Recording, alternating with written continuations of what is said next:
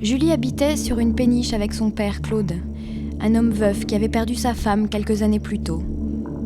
3 semaines après la disparition de Julie, on repêchait dans la Seine un corps d'adolescente dénudée, quelques traces de coups, viols. Je vous propose de retourner sur les lieux où a vécu la petite Julie. Nous, on a racheté la péniche peu de temps après le drame. On a vraiment eu un coup de cœur pour cet endroit. Oui, c'est sûr.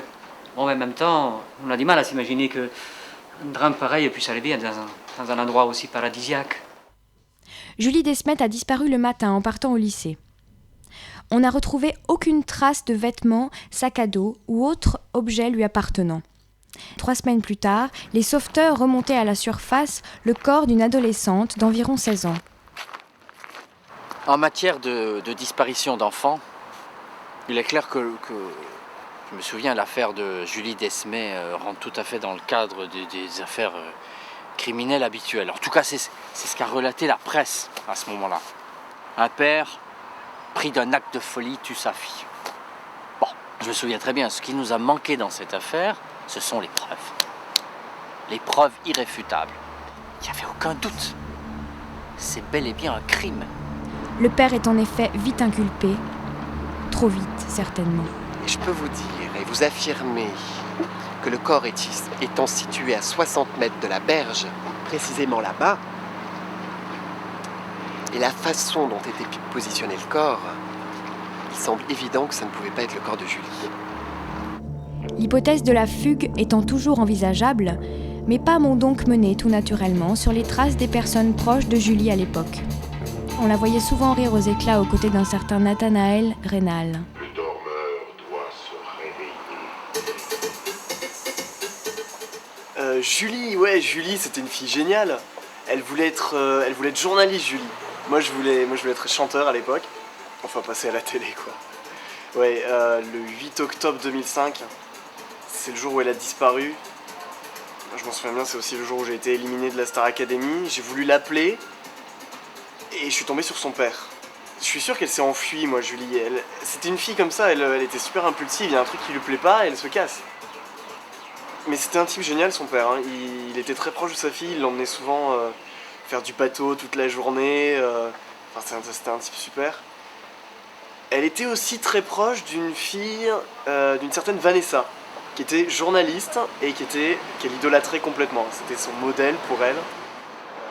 Elle voulait être stagiaire, alors elle m'a envoyé beaucoup de courriers, moi j'avais pas le temps d'y répondre. Elle voulait vraiment être journaliste, donc j'ai décidé finalement de la prendre avec moi sur les reportages. La thèse d'un crime ou d'un assassinat, j'y crois pas. Avec toutes les confidences qu'elle m'a faites, j'aurais plutôt tendance à penser à un suicide. Je voulais pas qu'on aille à côté, il y a un peu trop de monde. En fait, tout a commencé quand elle m'a téléphoné un soir, elle était en pleurs et j'ai senti qu'elle avait besoin d'aide. Alors, je suis allée la chercher, on a passé du temps à la maison, on a beaucoup discuté.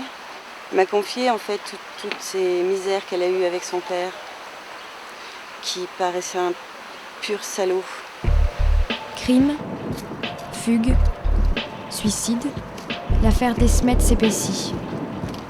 Il était difficile avec ces témoignages de ne pas chercher à retrouver le père de la victime, Claude Desmet.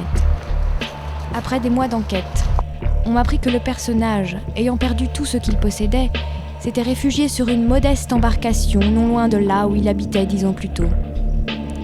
Claude Desmet fut assigné à résidence pendant 6 mois, puis finalement lavé de tout soupçon.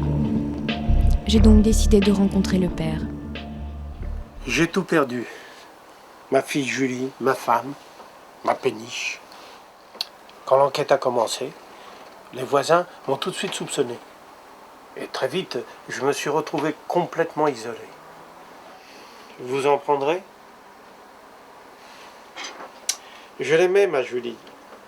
Je l'aimais. Elle voulait être journaliste. Bah oui, d'ailleurs, elle aurait votre âge aujourd'hui. Mais votre Julie, vous l'avez gardée longtemps à la maison, non? Bah oui.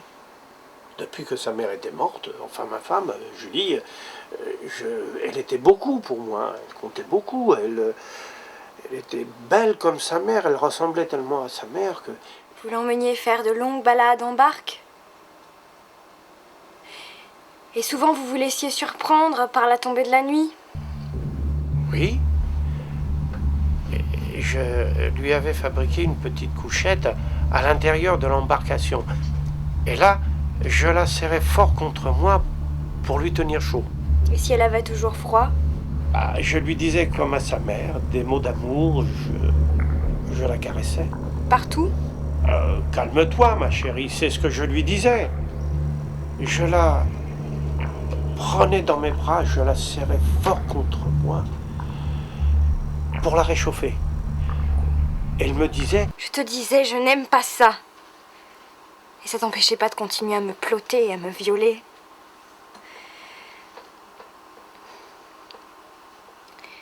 Je me suis enfuie de cet enfer. Et c'est grâce à Vanessa que je suis devenue ce que je suis. Tu n'as fait que me détruire. Mais maintenant, la loi sur la prescription a rallongé. Et je vais porter plainte contre toi. Car maintenant, enfin, j'ai tes aveux.